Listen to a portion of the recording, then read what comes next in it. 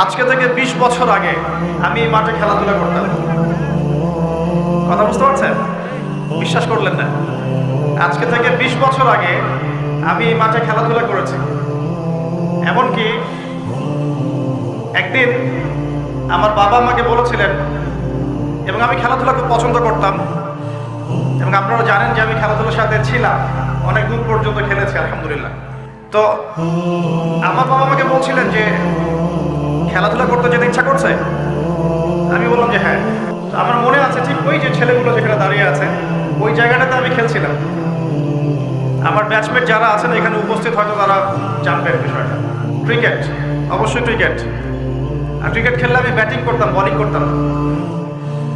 Batting করেই পালাতাম, fielding করতাম না, এত খাটনির মধ্যে নাই। তো খেলতে খেলতে শুনলাম যে বাসায় আমার বাবা মারা গেছেন, ইন্না লিল্লাহি ওয়া ইন্না ইলাইহি রাজিউন।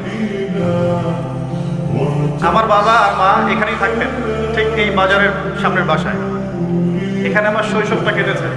এরপরে আমি সর্দার সরকারি প্রাইমারি স্কুল উচ্চ বিদ্যালয়ে পড়েছি 1 বছর। এটা অনেকেই জানেন। আমার শৈশবটার অনেকটা স্মৃতি এখানে জড়িত আছে। আর আজকে তাকবীরের কি লিখন যে সেই মাঠে বসে আমি আপনাদের সামনে দ্বীনের ওয়াজ করছি। সুবহানাল্লাহ।